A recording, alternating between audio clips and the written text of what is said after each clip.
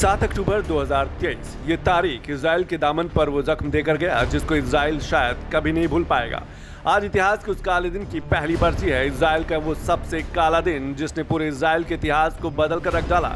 ये वही दिन है जब हमास के इजराइल पर हमले में 1200 लोग इजरायली लोग मारे गए थे। हमास का वो हमला महज इजराइल पर नहीं बल्कि इंसानियत पर हमला था। वो हमला जिससे दुनिया दंग रह गई थी, वो हमला जिसे याद कर इजराइल के लोग आज भी कांप जाते हैं। On October 7, On October 7, On October 7, On October 7, On October 7, I was shot 12 times in my body.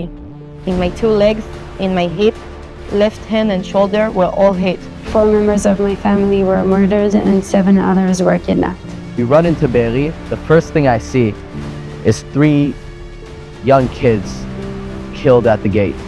injured people coming to hospital, there were bodies, just bodies coming into the hospital. People lied dead near me. आज ही के दिन साल भर पहले Israel के लोग नए साल के जश्न में डूबे थे।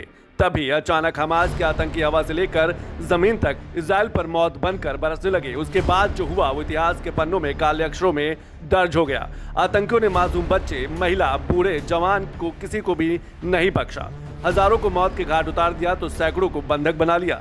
जरा इन तस्वीरों को देखिए, कैसे खुलेआम मौत का तांडव चल रहा है, कैसे इंसानियत शर्मसार हो रही है। तस्वीरें चीख चीख कर हमास के आतंकियों के दरिंदगी की गवाही दे रही हैं।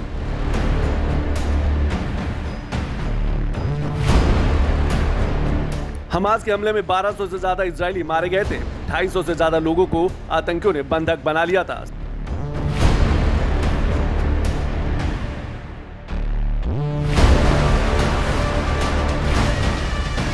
सात अक्टूबर की उस तारीख ने न सिर्फ इजराइल के इतिहास को बदला बल्कि उसी दिन से मिडिल ईस्ट के भूगोल के बदलने का भी आगाज हो गया था।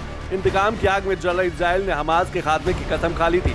साथ ये भी ऐलान कर दिया कि हमास के साथ इजराइल के रास्ते में जो भी आएगा इजराइल उसे भी तबाह कर डालेगा। और तब से लेकर आज तक इजराइल अपनी उस कसम को निभाने में लगा है। आज फिर वही 7 अक्टूबर है, तारीख वही है लेकिन साल बदल गया है। और साल ही बदला है, मिडिल ईस्ट का सीन नहीं। हमले आज भी हो रहे हैं लेकिन फर्क सिर्फ इतना है कि तब हमास ने इजराइल पर हमला किया था और अब इजराइल के हमले से उसके दुश्मन देश दहल रहे हैं। इजराइल हमास और हिजबुल्लाह समेत चुन चुन कर अपने सभी दुश्मनों की कमर तोड़ने में लगा है।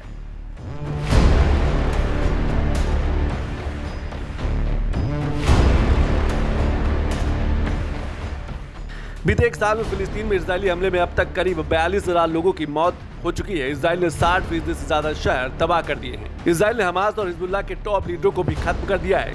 Today is 7th October and it's exactly 1 year since the Hamas attacked the Israelis. Let's take a recap of what has happened in this year and what options lie ahead for Israel and the world. 1,200 people killed and over 250 hostages taken on the Jewish holiday day on October 7th last. Israel acted swiftly and neutralized most part of Gaza in last 1 year. Hamas has been pushed to south close to Egyptian border. Israel का इंतकाम का वो दौर आज तक जारी है। Israel के इंतकाम के रास्ते में जो भी आ रहा है इजराइल उसकी तबाही की भी तकदीर लिख रहा है। इजराइल की मिसाइल गाजा के आसमान में न सिर्फ गरज रहे हैं बल्कि गाजा के ऊपर मौत बनकर बरस भी रहे हैं। इजराइल गाजा पट्टी में हमास पर मौत के गोले बरसा रहा है। 7 अक्टूबर की बरसी पर इजराइल ने गाजा पट्टी में हमास के आतंकी अड्डे पर हमला बोला। सेंट्रल गाजा के अल अक्सा अस्पताल के अंदर हमास का कमांड सेंटर था। हमास के इस कमांड सेंटर में आतंकी इजराइल के खिलाफ हमले की साजिश रच रहे थे। तब इजराइल ने वहां हवाई हमले करके पूरे सेंटर को जमींदोज कर दिया। इंतकाम की आग में जल रहे इजराइल ने अभी एक दिन पहले ही गाजा में मस्जिद पर हमला बोल के करीब 20 से ज्यादा आतंकियों को मौत के घाट उतार दिया था। इजराइल का दावा है कि गाजा पट्टी का वो मस्जिद आतंकियों का अड्डा बन चुका था।